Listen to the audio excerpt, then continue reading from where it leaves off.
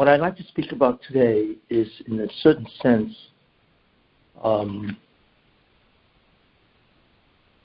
what is the sequence of events that takes place when the Mashiach comes? And the real question, of course, in a certain sense, is how did he do it? Well, how can he change the world? Because you have to remember, in Egypt there was one country and one dictator, Pharaoh, right? That's all there was. So if God wants to take the Jews out, all he has to do is, right, smash one country, right, and overthrow one dictator. That's all. Mm-hmm. It really wasn't that difficult. Of course, all the makot, of course, miraculous. But it's much easier. It's only one country, even if that country is the greatest country in the world. Today, the Jews are spread out throughout the entire world, which itself is a miracle. There is no nation in the world that is as dispersed as the Jewish people. Think about that. The Jews have between 14 and 15 million people. That number is less than 1/4 of 1% of the world's population. Assuming the world's population is, let's say, 7 billion, 7.5 billion people. So it's nothing. It's a joke. Yet those less than 1/4 of 1% of the world's population is spread out in every single country in the world. I mean, there are even Jews in Iceland. I'm sure if you go to Tahiti, there's probably somebody who's got a store on the main drag in Tahiti. It's astounding. There are Jews all over the world. And of course the question is, what does all that mean and why and so on. So if the Mashiach comes and brings a gula, a redemption to all the Jews, how in the world is he going to do it? How do you reach millions of people that are spread all over the world? That is the problem that seeks a resolution. It's an interesting question. Because remember, it's not one country. The UN has 193 countries in it. And believe me, the Jews are spread over all 193. How do you reach them? And we are talking about the redemption. The redemption, or the Geulah, is the greatest single event in the history of the universe. There is nothing greater, not only in terms of the Jews being redeemed, but in terms of the world changing. The whole creation changes. There is nothing, if you live to see it, which I hope we all do, Amen. There is nothing that can even rival the grandeur of this event. Nothing. Because it will be miraculous, totally, through and through. You see. That's what I want to talk about. But I just want to make a note in terms of, I mentioned that this year is the shmita year, Tafshin Pei Beis, 5,782 is a year of shmita, which we know is the 7th year of a cycle of 7 years. We also know that 7 cycles, which total 49 years, the 50th year is Yovel, the jubilee year, and that is the year that everything goes back to the original owner. So obviously that would be very symbolic of the redemption, because then everything goes back to God, who is, of course, the owner of everything, right? And so on. And I mentioned also that Rabbi says that the Mashiach comes in Mitzvah Shmita, in the year after Shmita, which is this coming year at the end, right? That's what he says. And what probably is that the Mitzvah Shmita, hopefully, is the Yovel year, because Yovel is the 50th year. Problem is we lost count of Yovel. We don't know which year is the 50th year. We do know which year is the 7th year, so we just have to count every 7 years. The Shemitah.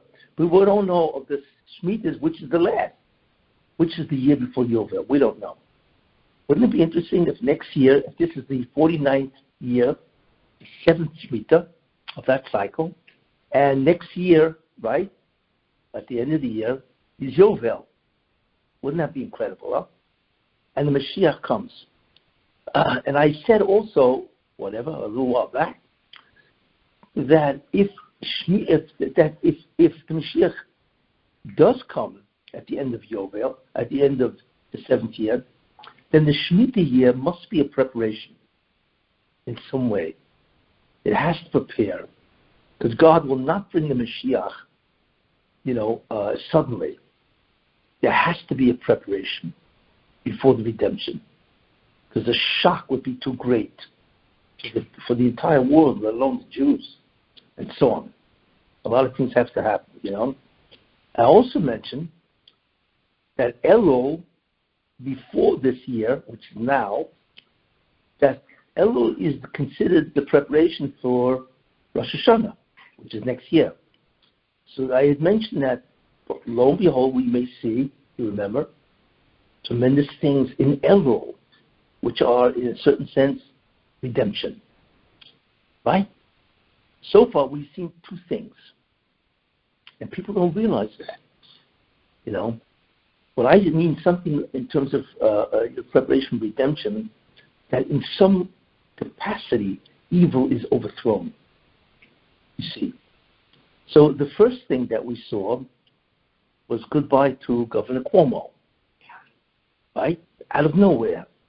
He stunned the entire New York State by resigning. For what? I mean, it's serious in terms of what he did. It doesn't compare to what he did when he murdered, or he's responsible for the murder, the death of 15,000 nursing home patients. How can you compare an assist of murder to what he, where he abused women and so on? Although it's wrong, how do you compare the crimes? He's being evicted because of that. And people are stunned that he quit. So that's a first turnaround. It's an interesting turnaround. Because I want to tell you something, that's really what you're looking for. You're looking for the turnaround of evil into good. That's number one. Now, what is also, so Cuomo has lost all credibility for his future. We know that. But there's somebody else who has lost all credibility. Biden. Afghanistan is a destruction of Biden. Because everybody looks at this guy and they say, I can't believe what I'm seeing. This guy doesn't have a clue. He doesn't even know what to do. He holds up in this place in Wilmington, Delaware, right?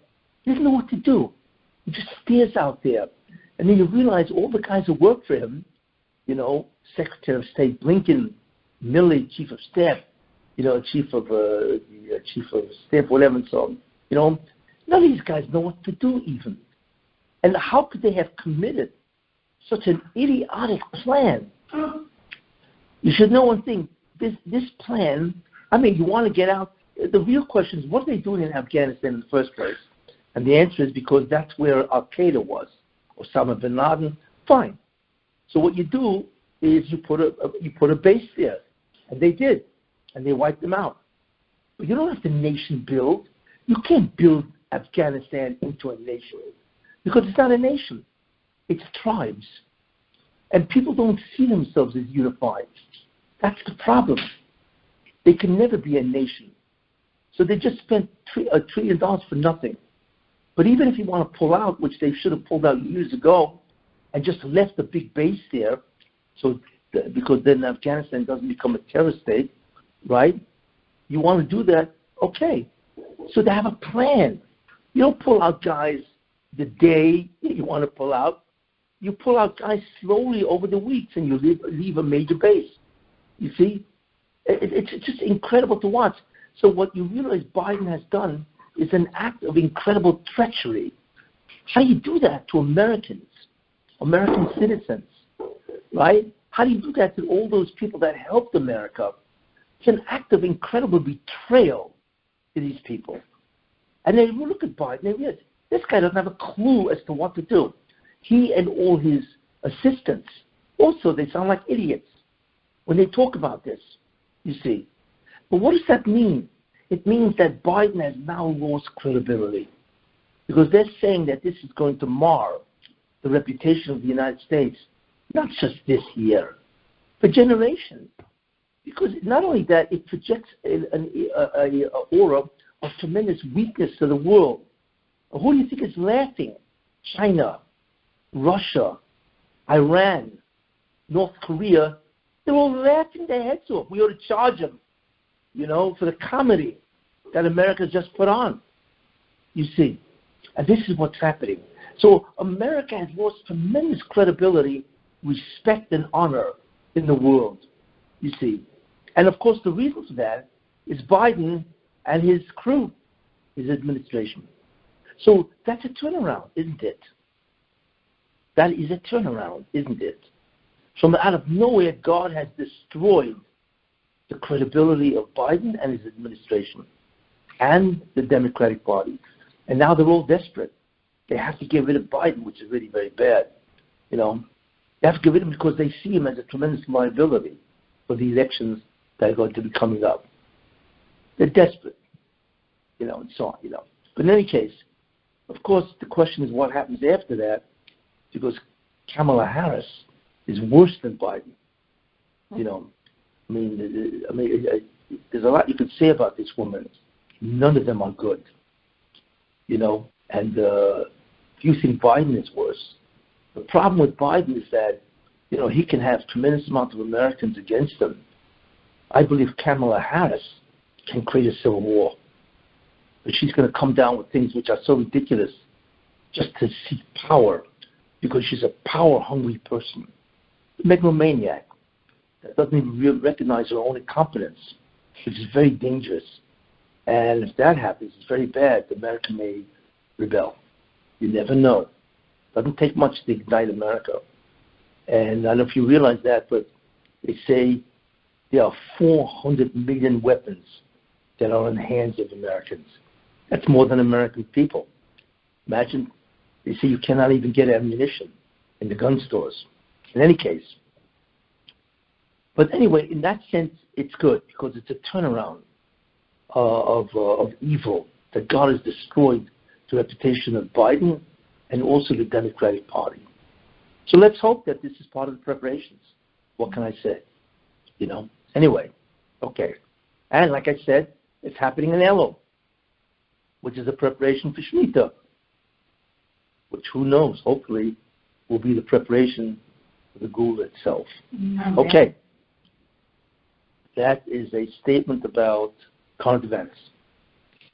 But what I want to talk about, of course, is the whole concept of how does this work.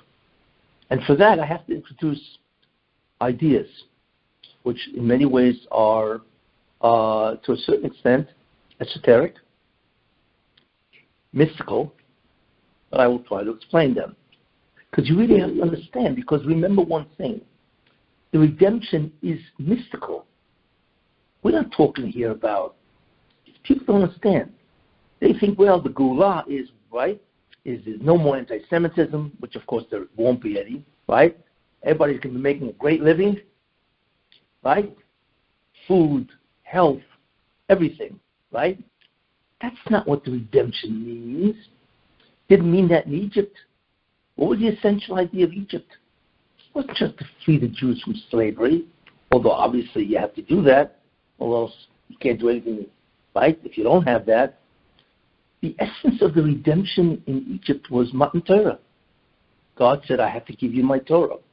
You need to observe it, right? And if you observe it, then I will come back. And like I said many times, that's the tikkun. That's the rectification, or the correction of creation, where God re-enters creation. But it can only be done through the Torah. That's the reason for Egypt, redemption. There is no other purpose. It's nice for God to release all the Jews from slavery. Wow, that's great. That's not why. It's a mystical reason. You see, the plan of God is far greater and deeper than we can imagine. Well, if it's true then, it's true now also. God wants to release the Jews from their captivity, which means in the galut, in the exile and so on. For what purpose? For the purpose of coming back to creation, to reveal himself. And therefore, the entire universe becomes different. We have no idea what it means when God is revealed totally and when he's concealed totally. But that's really what it's all about. It's really a mystical idea. That's the reason for redemption. Of course, it's connected with no more sickness, no more death, right? Everybody has parnasah, everybody has livelihood. Of course, it's associated with that. But the key concept is to be able to have time to think, to involve yourself in spirituality. You see. And each person will involve himself at his level. That's why Tchiyat HaMesim, resurrection of the dead, does take time. The Zohar says that Tchiyat HaMesim will take 210 years. Everybody thinks when the Mashiach comes, everybody's going to get up. No. Everybody will get up eventually. But some people get up right away. Why? Because they were less involved in materialism. And they were much more involved in spirituality, right? So they can get up and enjoy the spirituality of the Messianic age. But then you have people that lived, they ate and they breathed Wall Street. That's all they did. Or other things, they owned 5 cars and 4 houses or whatever. You see, they were completely immersed in the physical world. And so therefore, they cannot tolerate a Messianic era. So therefore, they need to be purified longer. So they may have to lie in the ground 100 years. Only God knows the exact amount of time that in the neshama, a soul, can tolerate the incredible revelation of God's presence. And there are people who will lie for a long time, you see. But in any case, everybody eventually will get up because that is the plan. So therefore, I want to mention certain very important ideas. Okay. We know there's a concept called the shreena, which is the divine presence. You see. The question is, how does the shreena get from where God is? Or how does God get from wherever he is? Right? How does it get to this world? You see.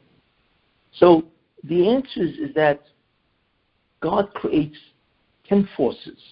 And in Kabbalah, they're called sfirot. They're forces. But what they really are basically is conduits, pipes, through which the shreena goes through. Interesting concept. As God comes down to the world, he comes down in 10 pipes. I hate to use that example. It sounds like I'm a plumber, right? But he goes down to what's called conduits, and the shreena within the pipe gives power to whatever the pipe is, you see, and therefore that's tremendous force, you see. And what does the shreena do when it comes down? It creates the neshama. We are really a direct product of the spheres. In fact, the neshama is the greatest creation ever made. We rise far above the level of malachim. Malachim do not compare to a neshama, because a neshama soul, yes, that's right. A neshama soul is much greater than a malach. That's really what he is. So therefore, the neshama is the product of the spheres. You see. Then what God does is he creates, the spiritual world. And that's composed of many different components, among which are the malachim, angels. Now, the reality has different levels or dimensions. Actually, it has 5. There are 5 different levels of dimensions of reality. Okay? We are at the lowest level called Olam Asiyah, the world of action. And it's called the world of action because that's what we do. We have to do action in order to bring down the divine presence. Right? But above us, there's another world called Yetzirah, or formation, which is a world really which is inhabited by angels. Above that, there's a world or a dimension called Bria, which is creation, which has its own inhabitants. You see. Now, above that is another dimension called Atzilut. What does that mean? Now, this is very important to understand. You can look at something in different views. If you stand 1 foot away from somebody, you see him very clearly, right? But what happens if you step back? Then you don't see him as clearly. What happens if between you and him, somebody puts a barrier, a lens? A lens. So that figure, whoever you're looking at, is distorted, you see. What happens if there are 2 lenses between you and that person, or whatever? Then there's a greater distortion. So clearly, it makes a difference in terms of your proximity or your closeness to whatever you're looking at. God is, in many ways, God is the same in his relationship to man, you see. You could stand next to God, so to speak, and look at him. Wow, what a view. Or you could stand 1,000 miles back, so to speak, and look at God. You see? Now, you're looking at God, which is true, but the difference is view. But it's not only view, the difference is presence. You know, what do you feel when you're 1,000 miles away? What do you feel when you're 1 foot away? And so on. This is a very important concept. Everything, the greatest thing that you can possibly imagine is your proximity to God. Everything is that. Everything else is irrelevant because God is the source of all existence. So when you're close to that source, you exist in an unbelievable way. You see, the further back you get, right, the more difficult it is. You're not next to the source, and so on. You see, that's called the distance. How close are you to God, and how far away are you? You see, and that's a very important idea. So when I mean reality, that God created 5 realities, what that really means is he created different levels of intensity of his image, or of him, of the shreena, you see. So the greatest of all places, or realities, or dimensions, right, is called, it's Olam Haba, which is the future world. In that dimension, the reality of God is absolutely unparalleled, you see. And then below that, that's the future world. Below that is a dimension called Atzilus, which means God presents himself to human beings, but he's incredibly diminished. However, it's an incredible view. And then as the realities get less, you don't observe him as much. It becomes less and less clear, you see. We, in this world, which is the world of action, have almost no view of God, really. That's how far away he is. And not only that, we have a barrier called physicality. We don't see God, we see the physical world. The physical world is a barrier to seeing and experiencing God. That's the problem with the physical world, you see. So imagine if you could stay in this world, right, and see God in one world above, or what he would look like, or the intensity of the image. Be incredible. It would be incredible. We have no idea what that means, right?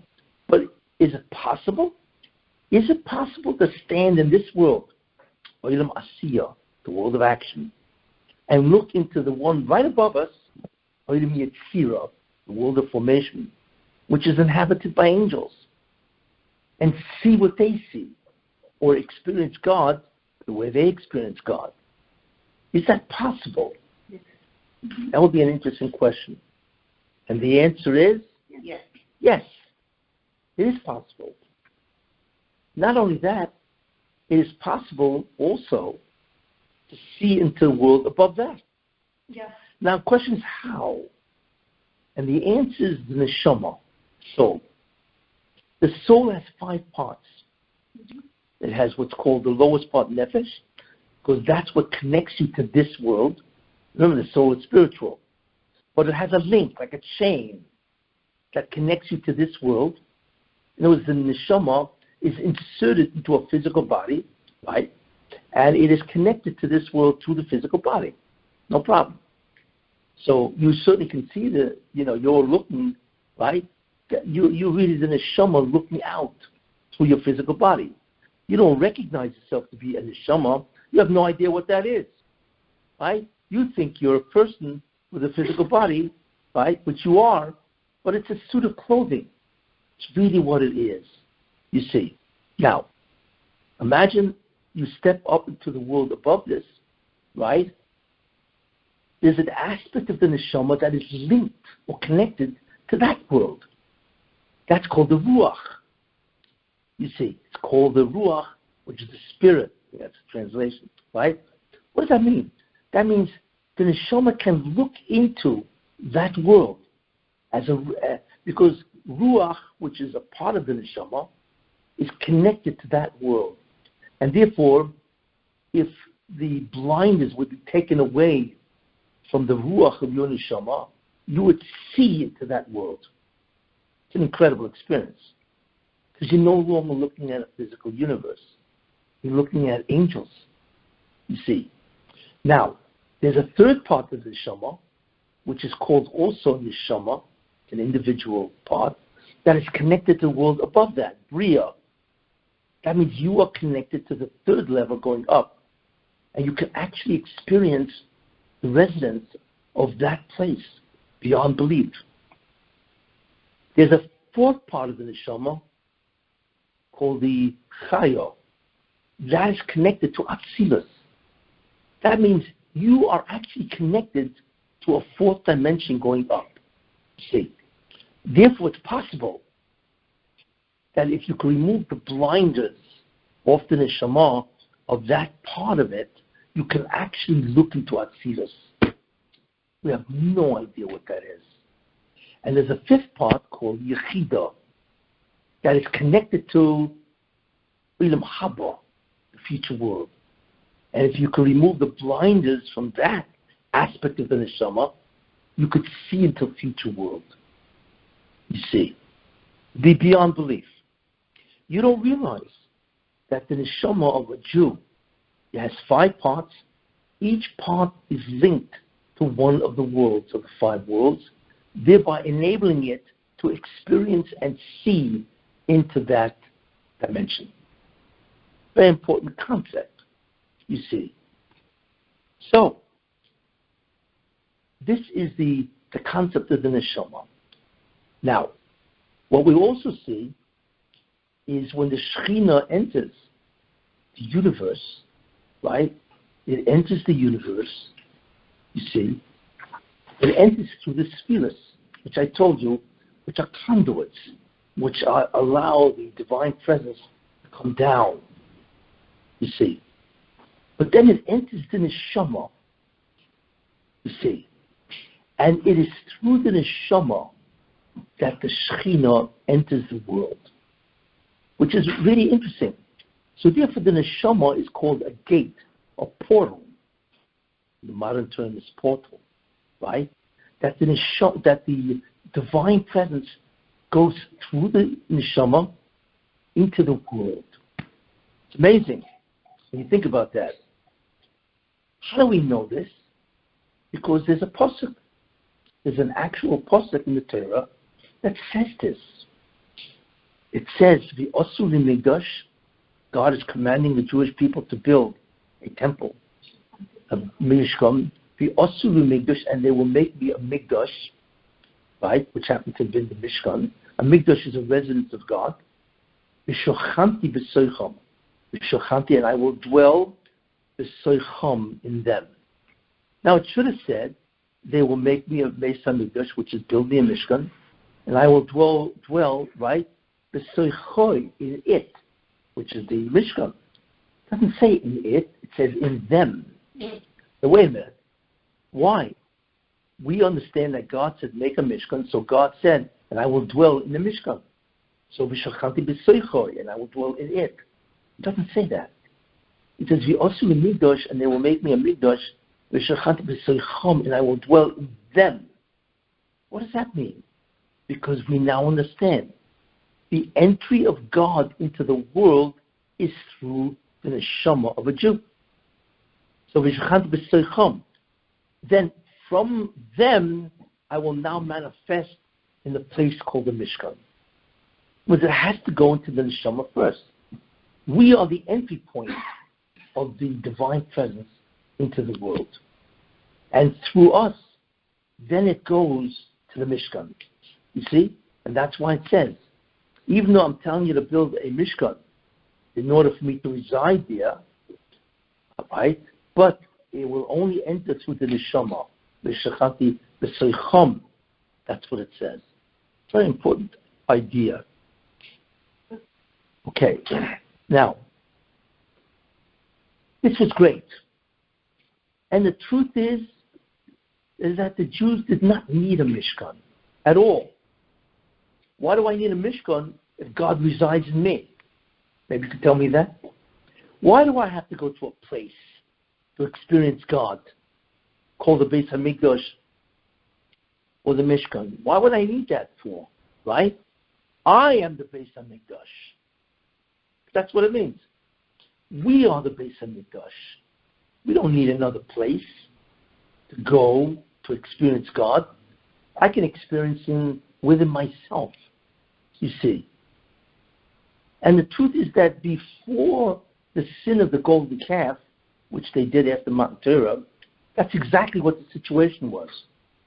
Any Jew can experience God, right? All he had to do basically was sit down, meditate, and he would actually experience the divine presence. You see. But God wants also that His presence should also be experienced outside of you in a local place. Why? Because then the whole nation can gather together. It was a place of tremendous unity. Just imagine a million Jews go in the time of the temple to offer the Korban Pesach, the Paschal Lamb. What a place. I mean, if everybody could experience God by himself, they'd just sit home and do nothing. But God wanted the Jews to come together. It's a collective. So therefore, He also created a place where you want to experience God, which is what you did when you went to the Beis HaMikdash. You go to Jerusalem, you go to the Beis HaMikdash. You see? So there were two places you could experience God. One is in yourself, or the Beis HaMikdash. In those days of Moshe Rabbeinu, it was a Mishkan. You see? Because God wanted everybody to be centered as a unit around a building called the Beis HaMikdash. Or in those days, it was the Mishkan. You see? The problem was this. So a person can experience internally the shreena. That's the internality of the shreena. But after the sin of the golden calf, what happened? Well, everything has consequences. Once the Jews committed the sin of the golden calf, right? Then what happened is now in order to experience God, you can no longer experience it in yourself. You have to go to a place, and that was the Mishkan. So the Mishkan changed, because you can no longer really experience it in yourself. You'd have to go to the Mishkan to experience God. You see. So, but what's interesting is that even though you would have to go outside of yourself to experience the shreena, divine presence, right? The entry point into the creation was still through your neshama. That didn't change. You see, which is interesting. Beautiful. That doesn't change. So if you ask yourself, who am I? You know what you would say? I am the Beis HaMikdash. That's really what everybody is. The problem is because of the sin of the golden calf, right? You can only experience God outside of yourself. You have to go to a place that's called the Makom Shreena. Wherever the Shreena is revealed, there you have to go. Which of course is terrible. But that is a result of the sin of the golden calf. You see. So that's basically what happened. you now have to go externally to the Beis HaMikdash. How many Beis HaMikdashes are there? Or I should say, how many Mokum Shechines are there? How many places does God... What's the history of the Beis HaMikdash? That's interesting. How many different places that God, historically that is, where God rested his divine presence? Right? Well, most people don't realize that, but you know what the first Mokum Mikdash was? It was the first place, other than within the Neshama, which you know is, right? You know where it was? Moshe Rabbeinu by the snare, the burning bush. Because Moshe Rabbeinu came to the snare, right? And he turned aside to see this incredible miracle, right? Where the bush is not consumed. So all of a sudden he hears a divine voice, right? He says, take your shoes off, because the ground that you're standing on is holy. Wait a minute. What do you mean it's holy ground? Holy ground means that this is a place for the divine presence.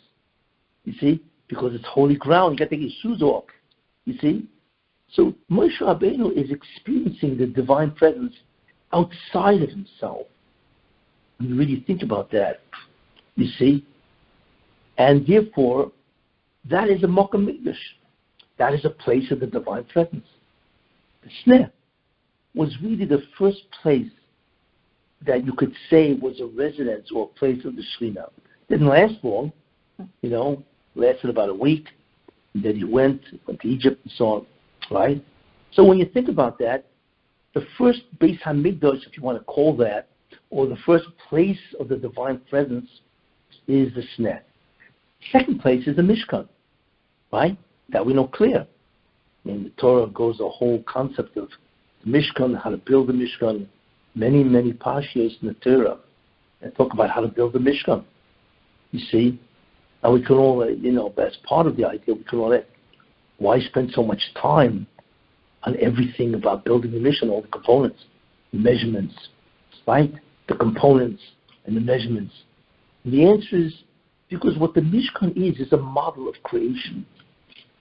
What God did is he told the Jews that you need to build a place, right, that mirrors the creation itself, the whole universe.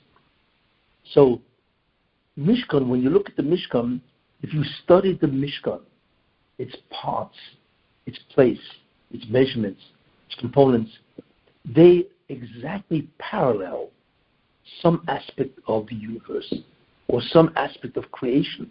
Yes.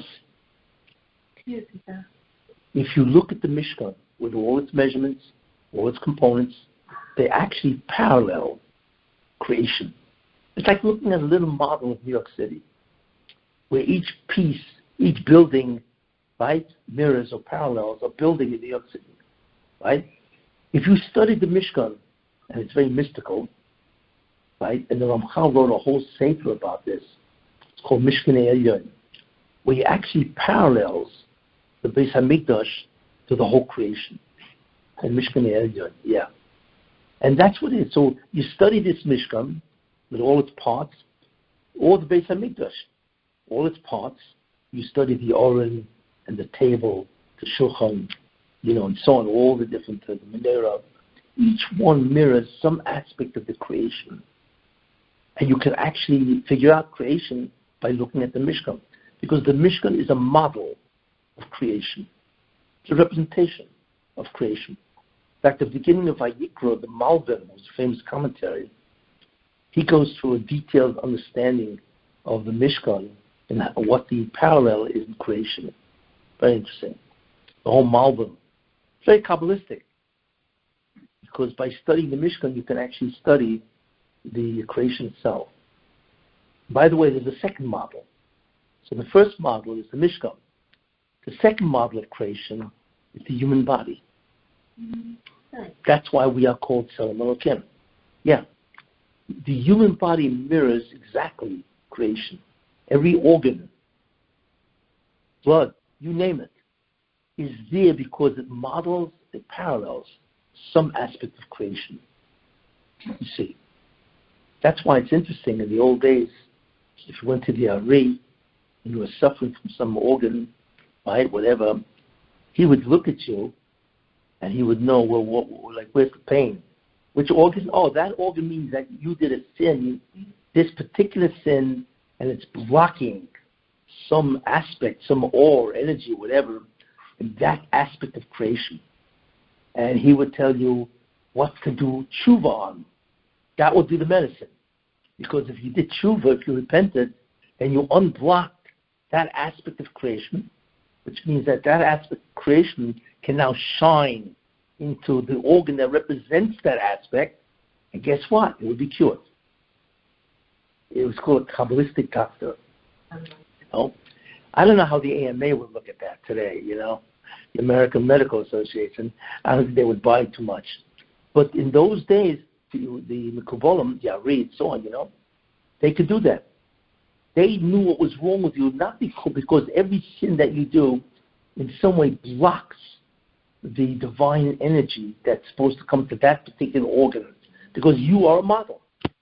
Just like the model is an exact representation, the original, right? And the original is the whole creation, right? And the model is you.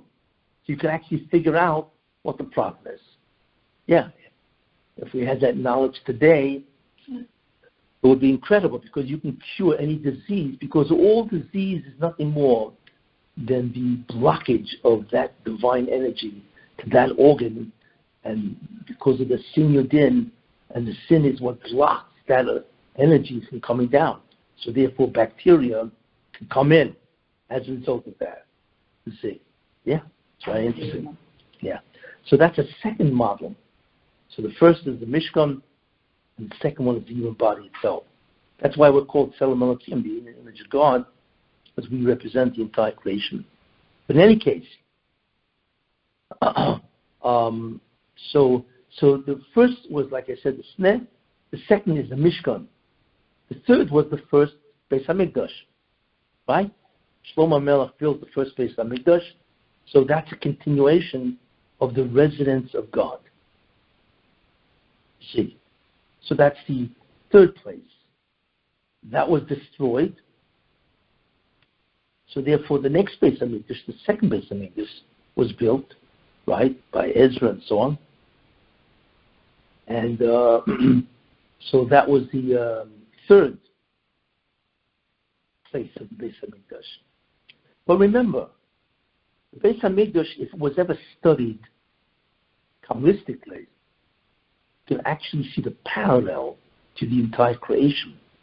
And what was interesting is that if that was the case, whenever you did something in the Beis HaMikdash, you brought a korban, sacrifice, an offering, whatever, and so on, you were actually triggering that particular energy that the Beis HaMikdash represented, and that would come to you in some form of a blessing.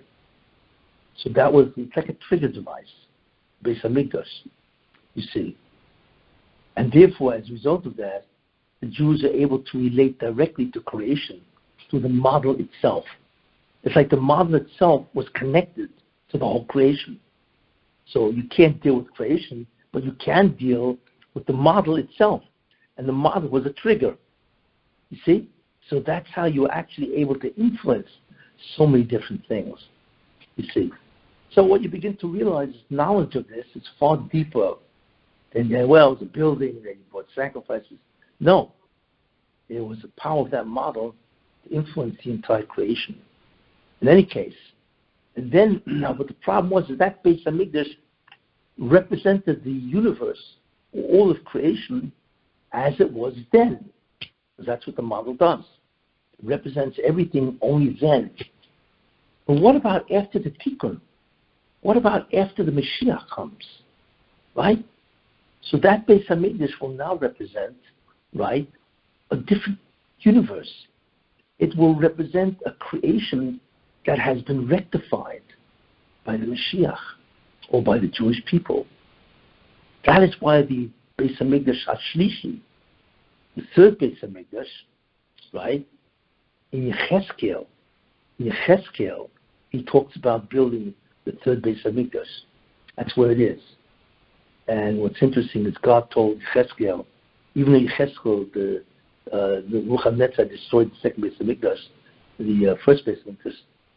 So God told Yechezkel, you need to describe the plans of the third base of Mikdash, or the future and so on. So Yechezkel said, "What do you mean? They just destroyed the base of Mikdash. Why would I want to give them the plans for a third?" You see. So God said, "No. You have to understand that the base of Mikdash represents the reality that is present at that time.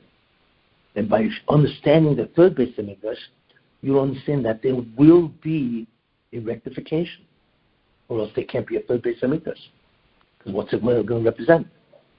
You see? So on the contrary, studying the third base of Mikdash, which hardly anybody does, really reveals the creation as it will be after the rectification, after the tikkun, which is the base of Mikdash of Heskel Hanavi, of the third base of Mikdash.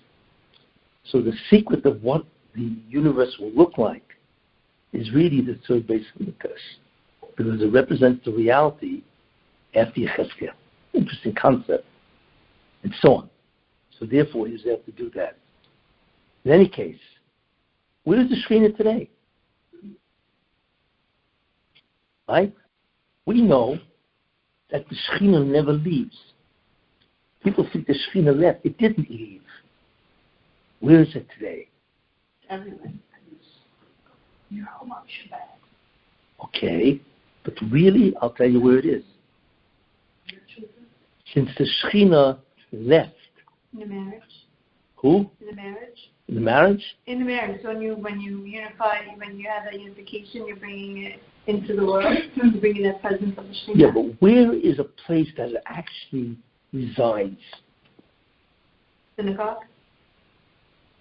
Yes. Outside of our wall, because it doesn't enter. You can't Where? enter the western wall. Correct. People do not realize that the shreena never left. It moved. Why? Because we moved. In other words, the shreena represents the exile.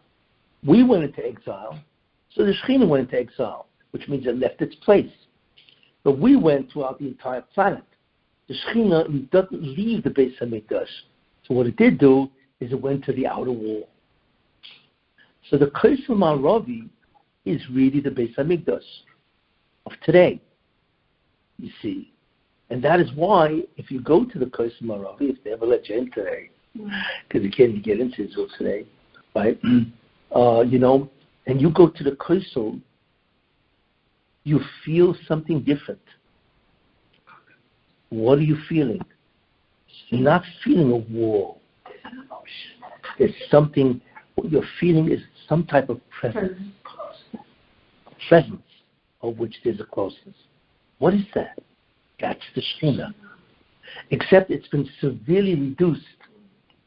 Obviously, it's been severely reduced because of all the sinning going on and so on, right? And it has moved. But it never leaves the Beis HaMikdash. It just went to the outer wall because we have left. So we're in exile. So that's called the Golus HaShechina. Isn't that interesting?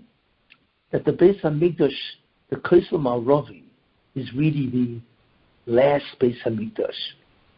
You see. And hopefully, of course, when they overthrow the mosque and all that, then the Shekhinah will go back to where it was initially. So the Shekhinah, the place of the Shekhinah itself mirrors the exile itself, you see. And so far, that's basically where it is. By the way, the question that I asked, could you imagine, since you have a soul that is connected, right, to every place in all the upper dimensions, because your neshama has 5 parts, there are 5 realities of dimensions, and you are linked to each one, right? The problem is that your ability to be conscious of 4 of those realities is blocked. You can only be conscious of this world, nefesh. And the nefesh part of your neshama can only see this world, cannot see anything else. But what is interesting is that God made it possible for a Jew to see into every world. What is that called? Prophecy. What is Nevuah? What is prophecy really? And what they see, you know? So there are different levels of prophecy, and I'd like to tell you what they are, you know? And it's very important because all of this will be restored. What did a prophet see? Well, he went through an entire program, so to speak, okay? And then he would close his eyes, right? And he would be seized in a trance. Means he couldn't move. He was paralyzed.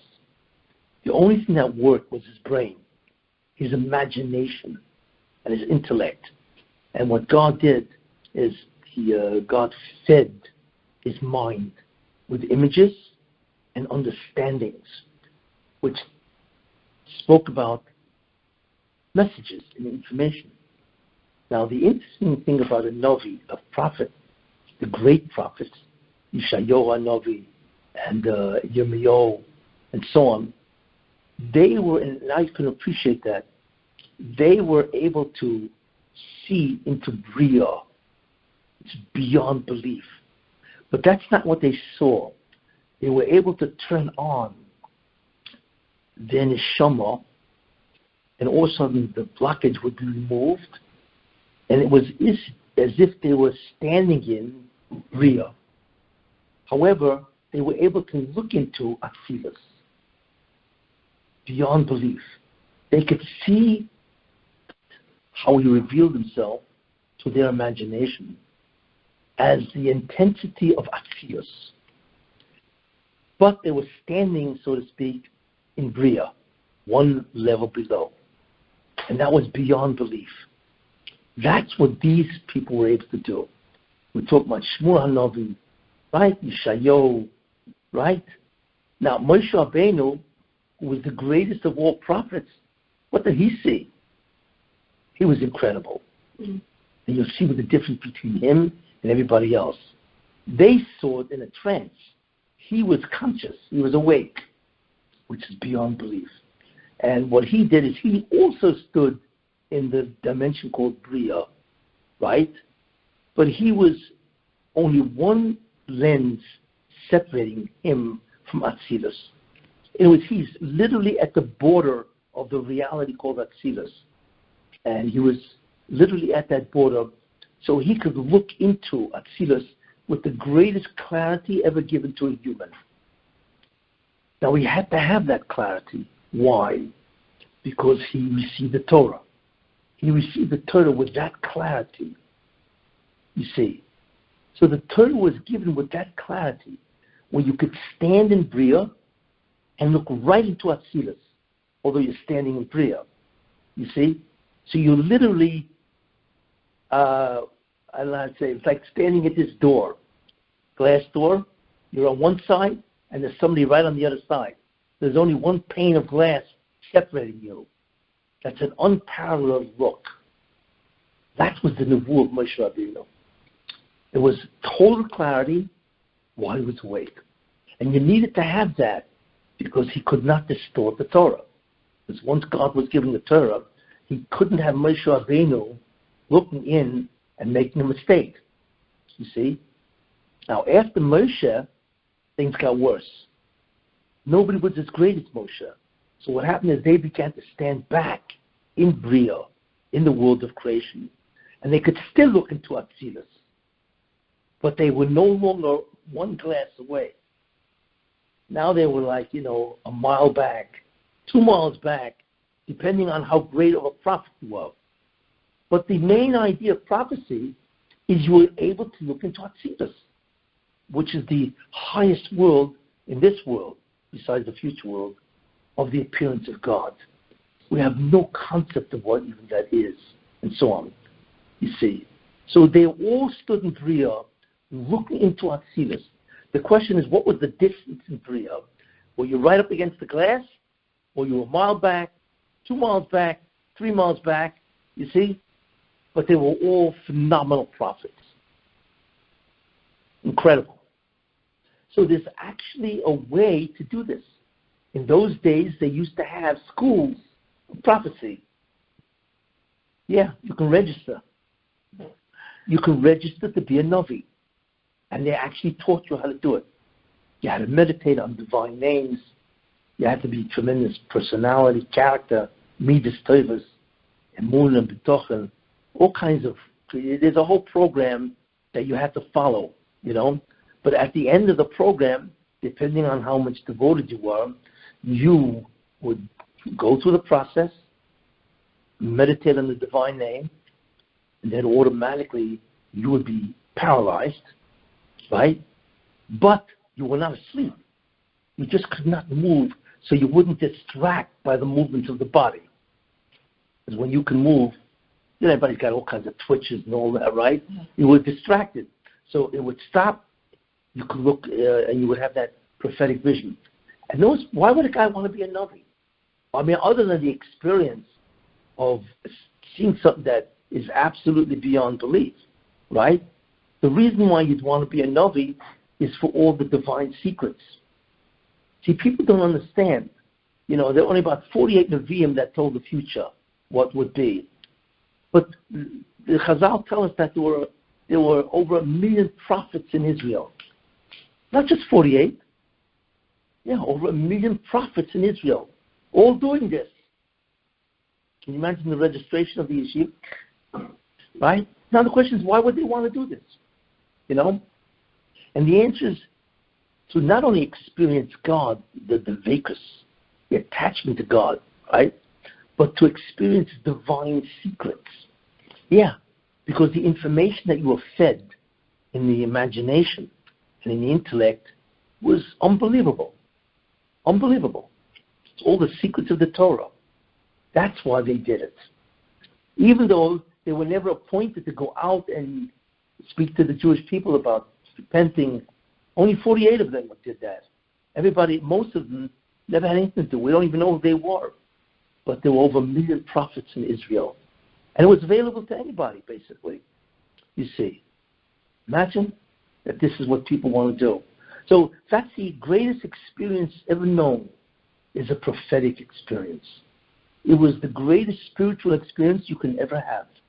Because you could look into Atzilus, which is the highest world, that God's presence is there, and you could look at it standing on the world right below it in Bria. Phenomenal. The difference between Moshe and everybody else,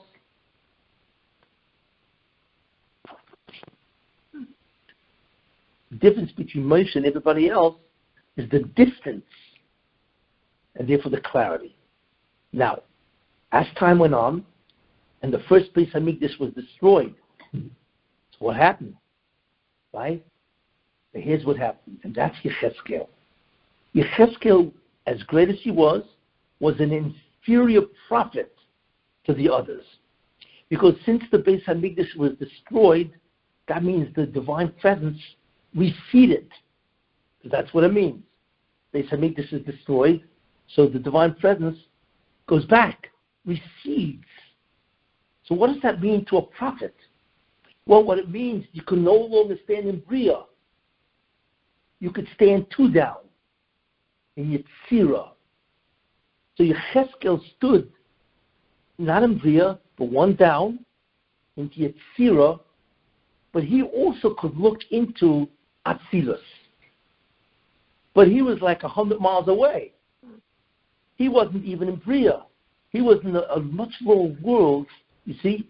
But at least what he saw was the view into Atzilus. That's why Yechezkel is an inferior prophet.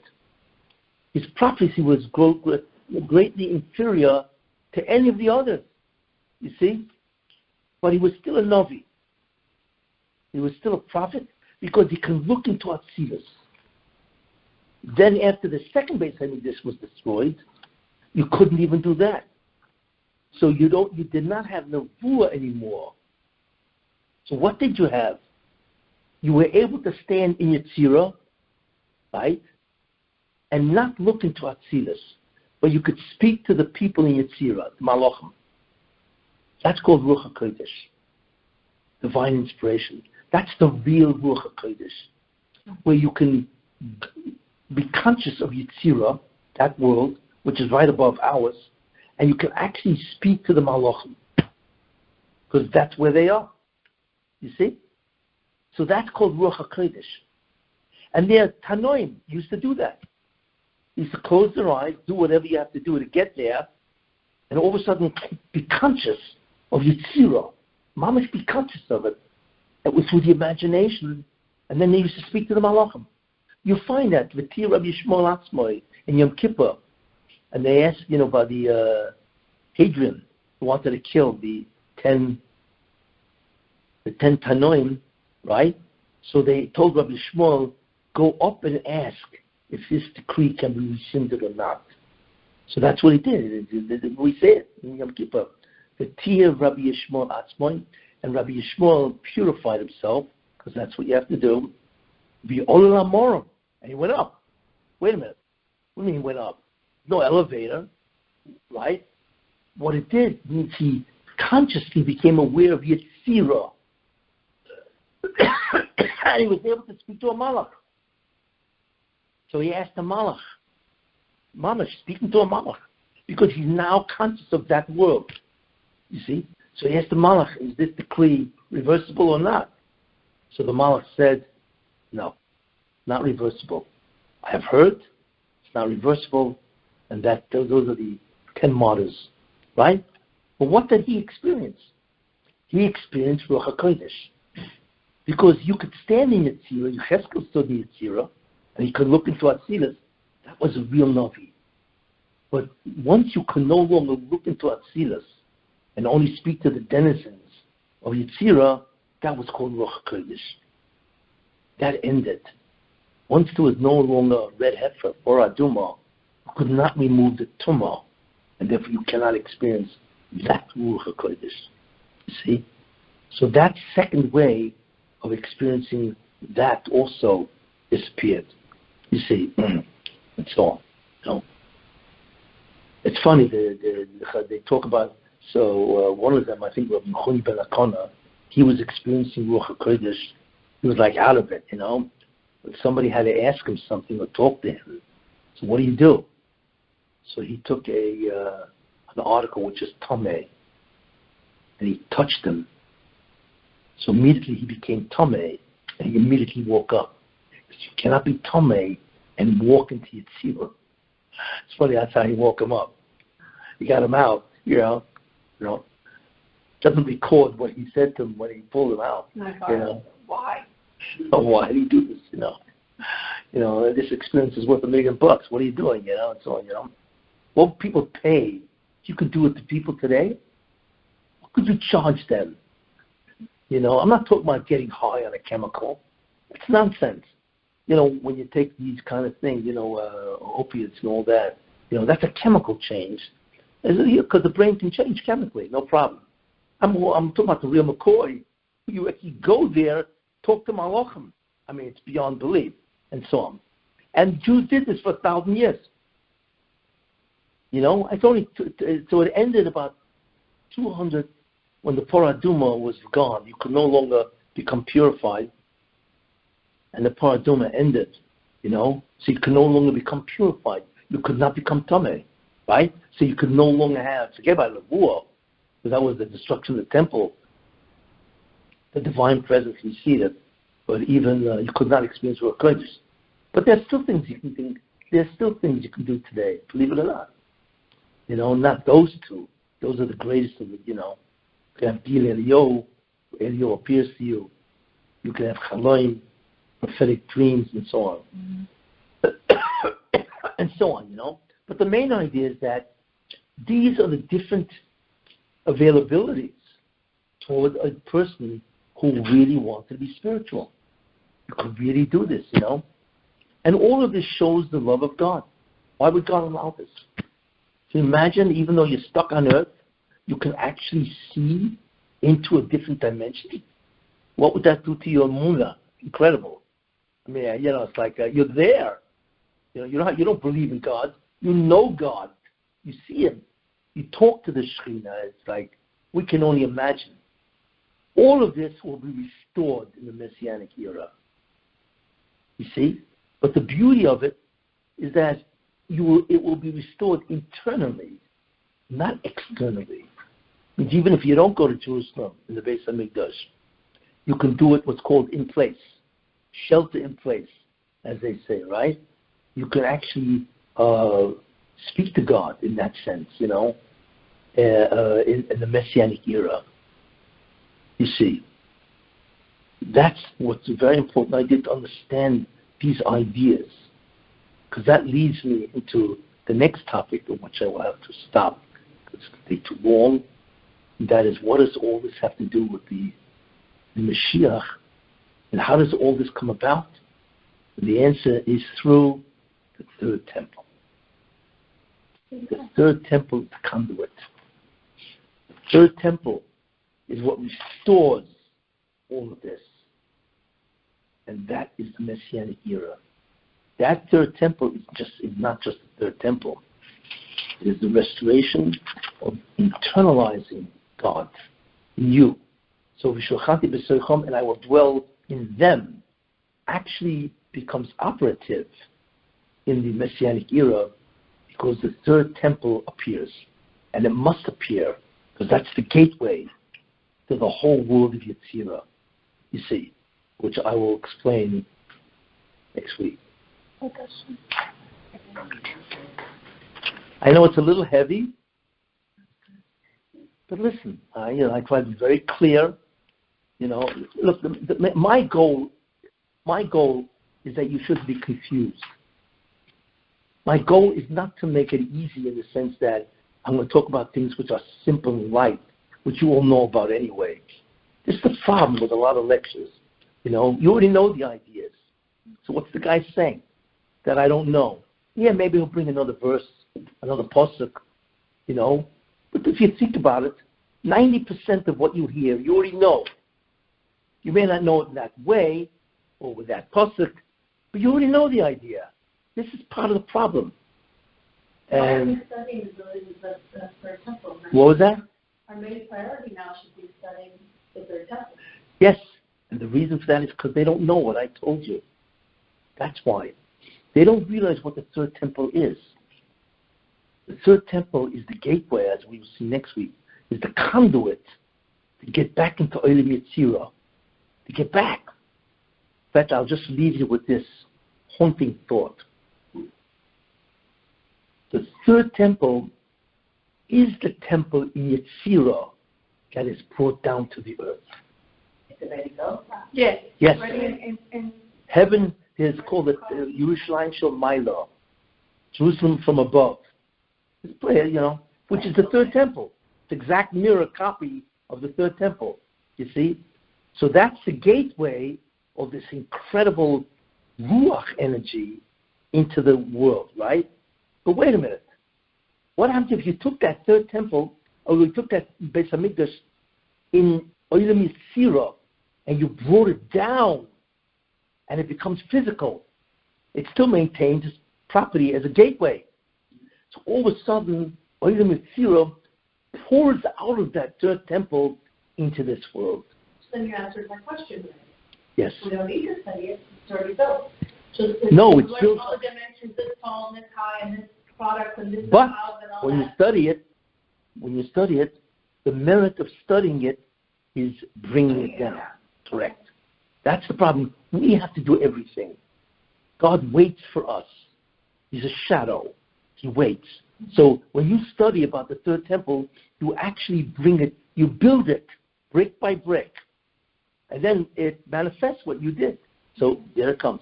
Okay, so what book do you recommend for us to start reading and learning on of the Beis Hamikdash?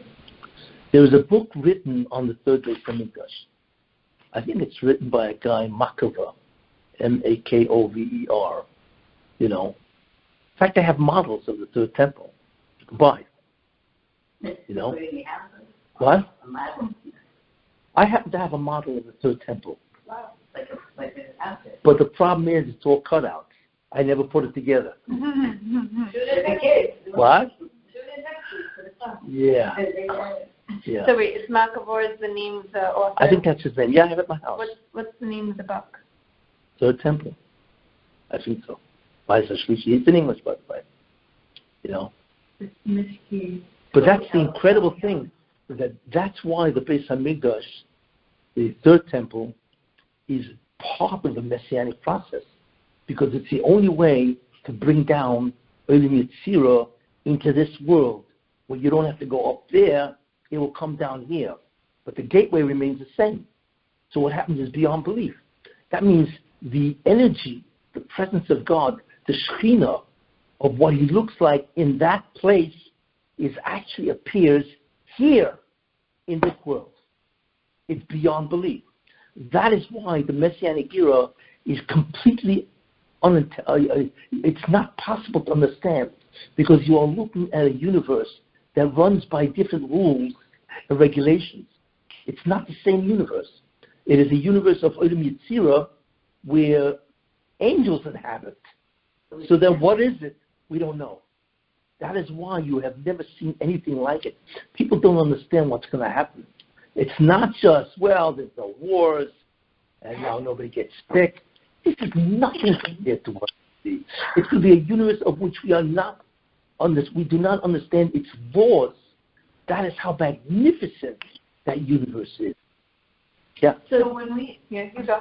Yeah. When we go to sleep, and because we know we say all day morning, we know that we ascend. Where do we what? Go up then at night while we're sleeping. That's a part of your neshama sense, yeah. So where do we go? Because in order to not be conduits, go to a mikvah. So people don't go to a mikvah every day. No, that's not Ruach HaKodesh. That's a natural part of sleep. The part of the neshama goes away. Where does the neshama go? Probably to Kalet. And sometimes, depends when. Different dimensions. No, you can go into part of the neshama goes into the next world above us is Yetzirah, right? And you can actually talk to an angel. Yeah, unbeknownst to you. And then you come back, that comes back into your body when you wake up, and all of a sudden, you ever have a prophetic dream? That's it. Somehow it went up, spoke to a couple of people, angels, they told you information, you came down and you were immediately aware of that information, but you don't remember how you got it. That's called a prophetic dream. A prophetic dream. Well, what about when you remember the whole dream and and you're crying, like wake up crying? Then you also wake up with the emotion of having been there. That's a high level of spirituality. Most people don't. They just know the information. They don't have the emotion component. See? Can you revisit the process that you were talking about? Can you what? Revisit the things that you were saying about how people are going to be resurrected yes. over a period of time. And you were saying that the people that are a little bit not as high of a neshama, when they were here, are going to take more time to come back. Yeah, it depends how rooted you are into this world. Okay, but I would think that those people needed to see more about what was going on as opposed to being awakened later on, that they should be really woken up spiritually. You would be right for one reason why. That they don't repeat their low. No, you don't understand. That happens at the end. Okay. There's no repetition. Okay. There's no more sinning. In fact, there's no free will. When you get up from the dead, I would think that we want them to be witness of that. No, there's no more free will, so there's no avodah. Okay. And it's all reward. Reward means you have to be ready. Mm-hmm. We all accept die. the reward. Right. We all die. At the end of time, we all die. That's the problem. We're all going to be resurrected. Yes. I would think that the people who weren't on a higher spiritual level should be woken up first to see happening around them. No, because that awakening is part of the reward. Okay. So you don't deserve it. Right. Now you personally would, you see? So my other concept that I wanted to make a comment or find out more about was when you were saying that when you were looking for Hashem in different places or where He resides. And it's interesting for me to hear everybody's different concept of where they believe Hashem resides. Now. Because I believe that they were all right. It wasn't just one place. Because when you out sleeping in a crib, you see Hashem like that. No, but that's different. That's not. I'm talking about a true. No, you can see Hashem in terms of His products, what He can do, right, and the miracles He can perform.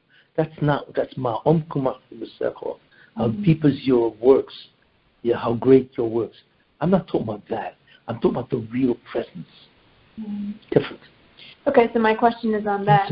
Is that we always pray for the shreena to dwell in our home, for the shreena to dwell in the marriage.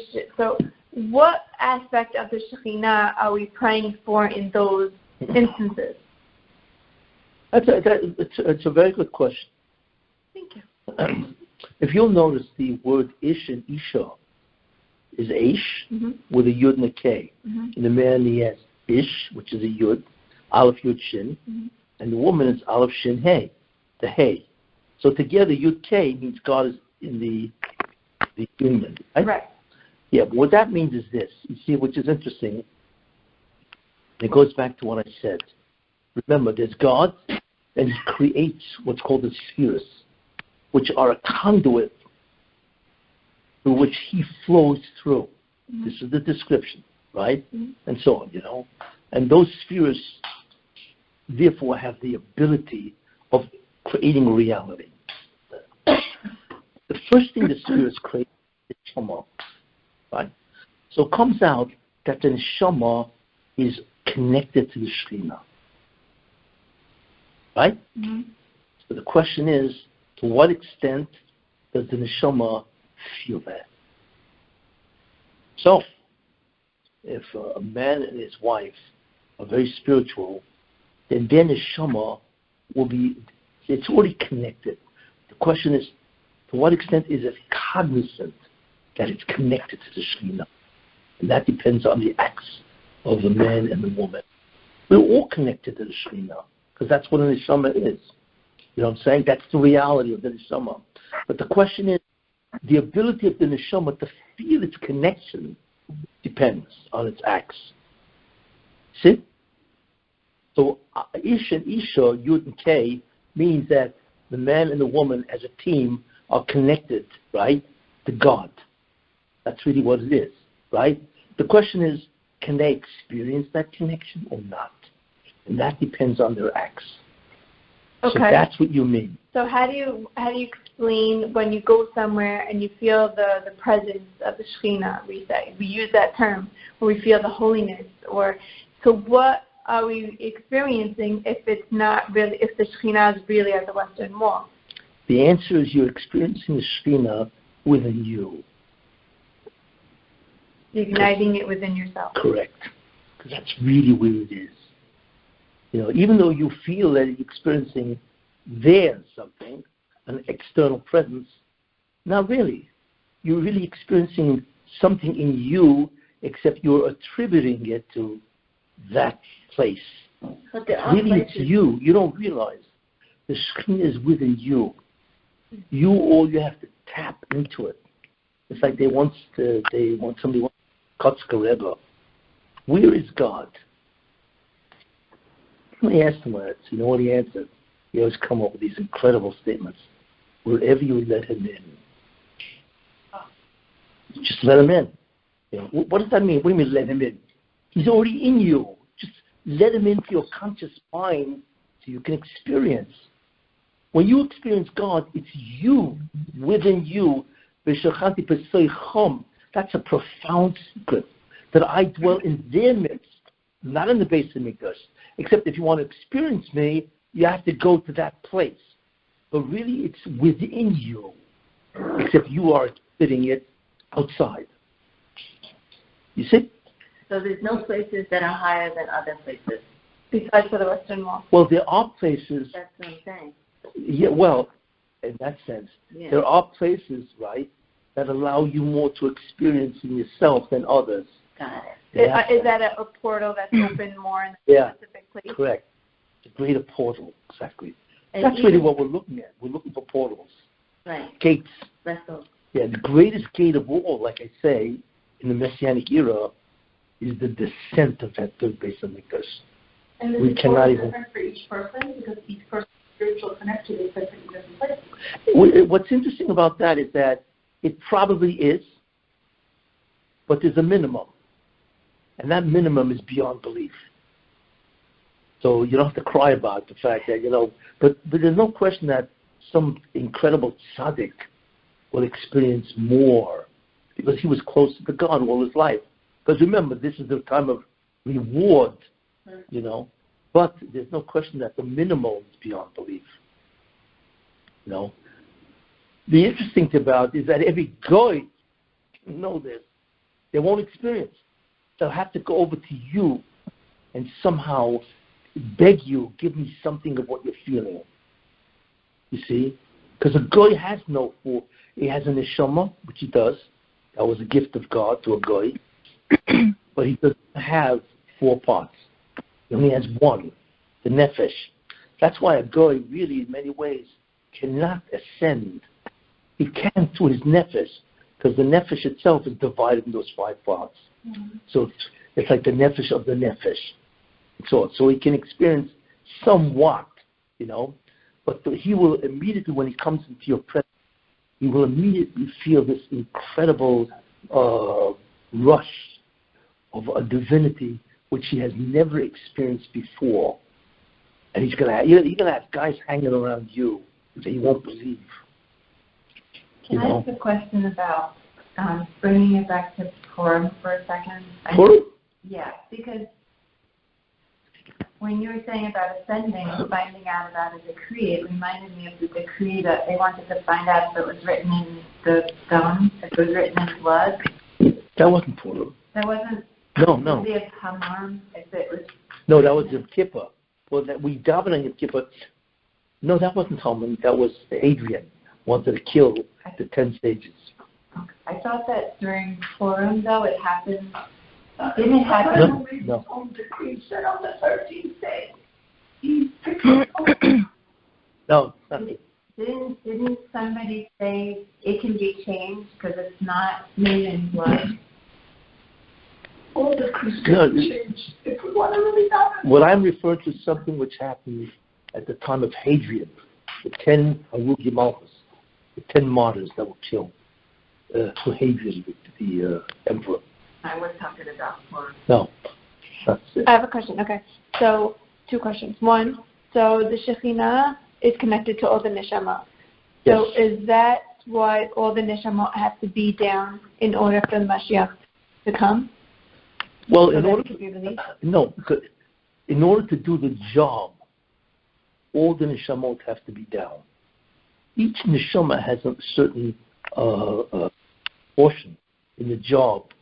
So if one neshama hasn't come down yet, then that portion is not done. So the tikkun is not complete. So Mashiach can't come. That's why everybody has to be born before Mashiach comes. And then all of them together will have completed the task, mitzvahs, and so on. Then Mashiach can come. But if there's somebody still up there, job isn't done, so Mashiach can't come. So I have a question. Okay, let's say a soul dies. Yeah. Okay, and then it takes a full year for it to find its place in Shamayim. Right?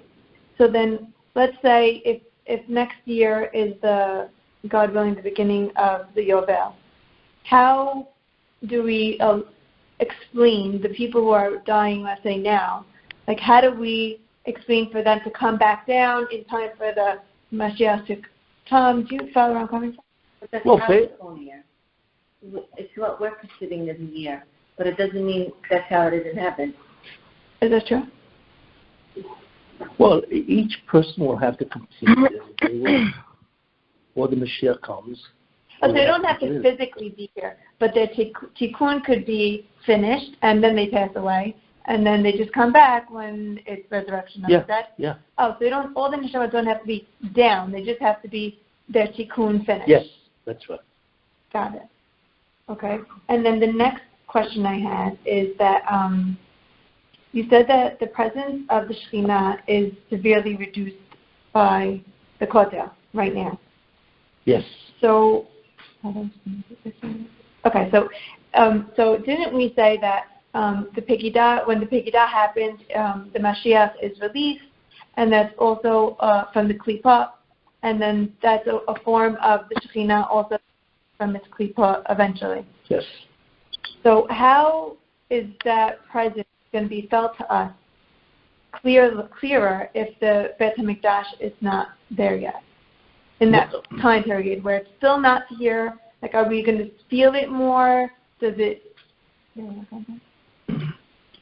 Mashiach has to contend with evil first.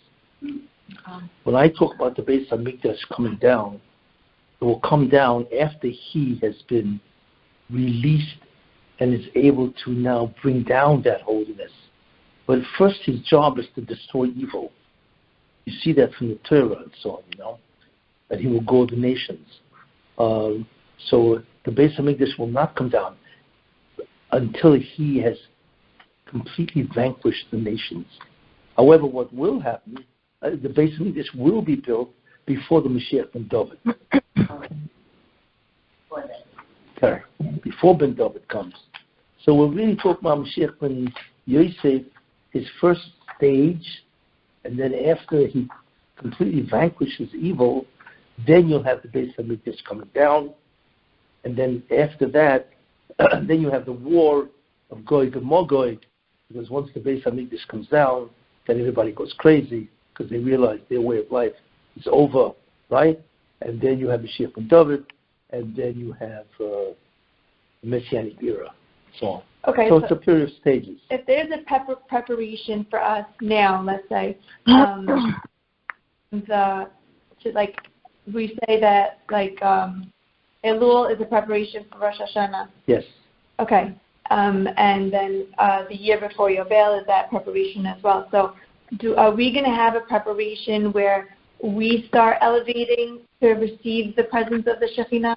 Yes, I believe we will. I believe the secret lies in Mishnah.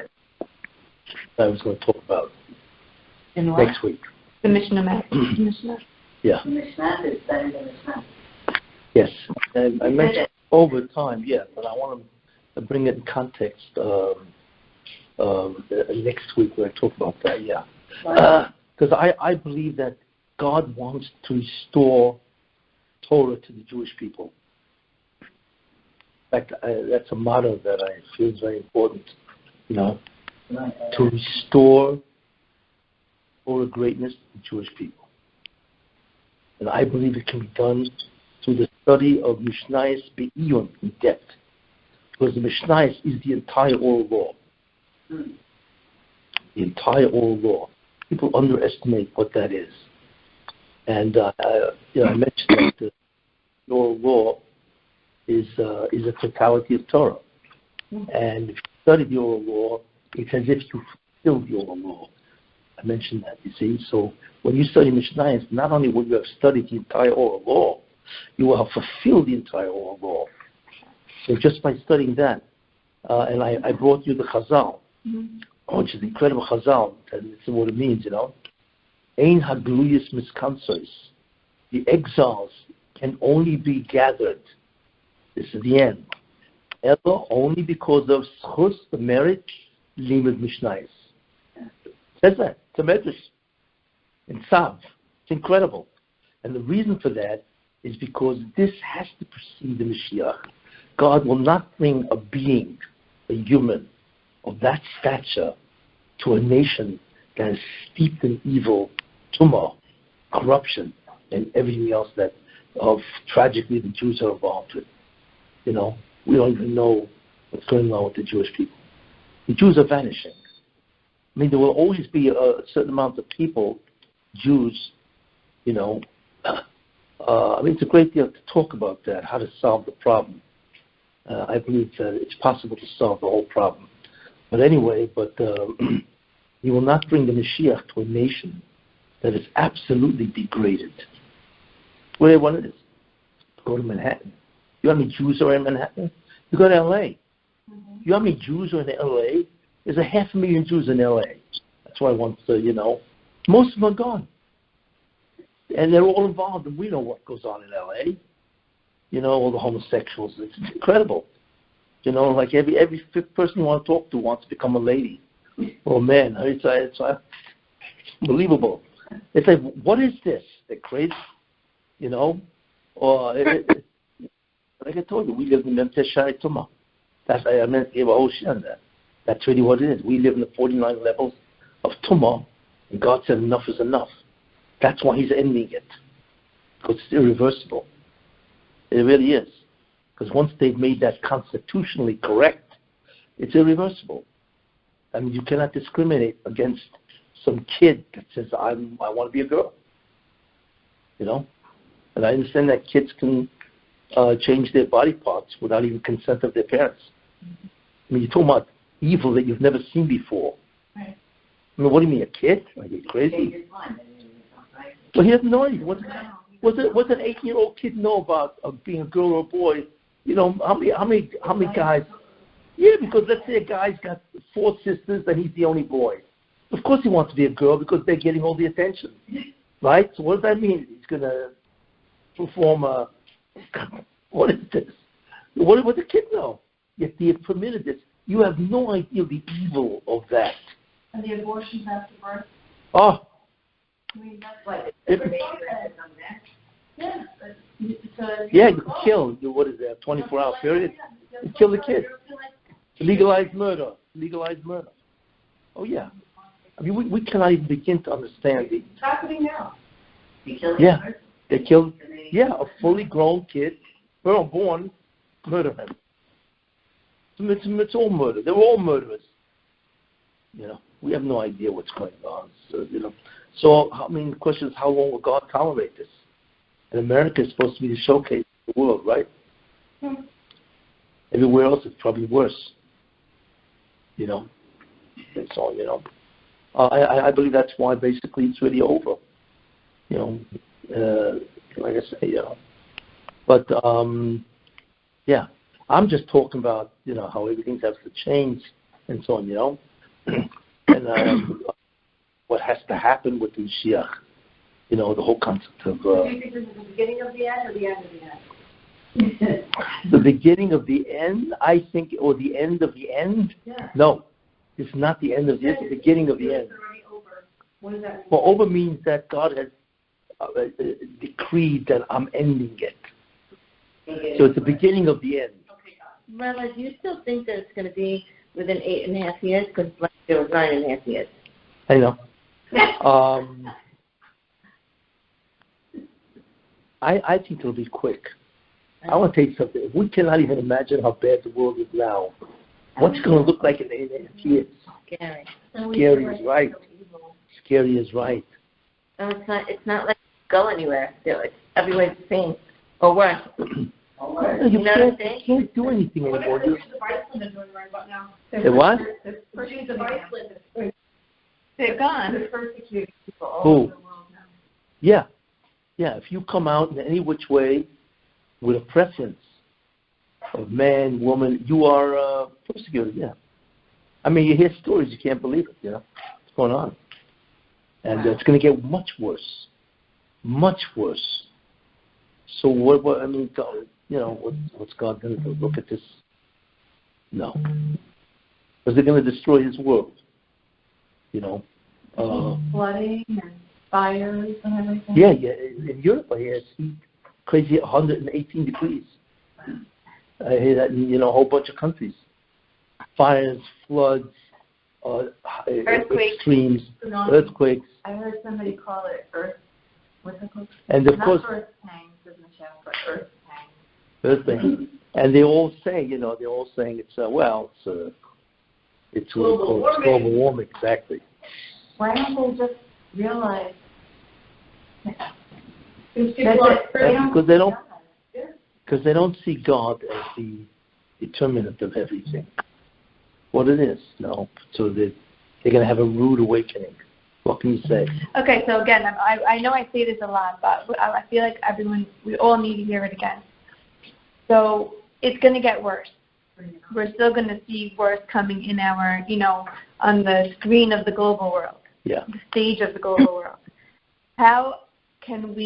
What do you recommend us to do to keep us grounded in our bitachon and to see clearly that Hashem's hand, like what do you recommend us to keep us going, to fuel us through this time? Because we obviously all have to live through it in order to get to the prize. Yeah. So how can we live through it in a way where it's, easier for us and smoother ride? And there's only one way to do that. You have to learn Torah. You have to learn Torah. There's no other way. Because as long as you're learning Torah, you are connected to the message, the consciousness of what it's really about. So because of that, you can hang on. If you abandon the Torah, if you don't learn the Torah, in whatever form, I don't care if it's a Moshe Sefer, Shulchan Aruch, a story. There's so many stories out there. So, you have to do something to involve yourself in Limud Torah. Okay. If not, you'll go. It's like a life raft. If you let go of the life, you have subjected yourself to the sea. is the Torah a portal also Yes. to us and Hashem? Torah is an incredible portal. It's the greatest of all portals. Mm-hmm. It's the greatest of all portals. It's a protection also. Doesn't it, when you learn Torah... In fact, the word Mishnah is the same letters as Neshama, Yeah. right? Yeah. The word Mishnah also is the Hebrew word. If you learn Mishnah, Mishaneh, you change. Right? What do you change? So the word Mishnah, change in Neshama, but at what level? Reality. So the word Mishnah also is Nun Shem Hashem. You change the Neshama where it experiences the name of God at the 50th level of Kedusha. Wow. Nun Shem Hashem. That's what the Medrash says. That's beautiful. So you could change your own reality. Yes, That's definitely. the whole thing.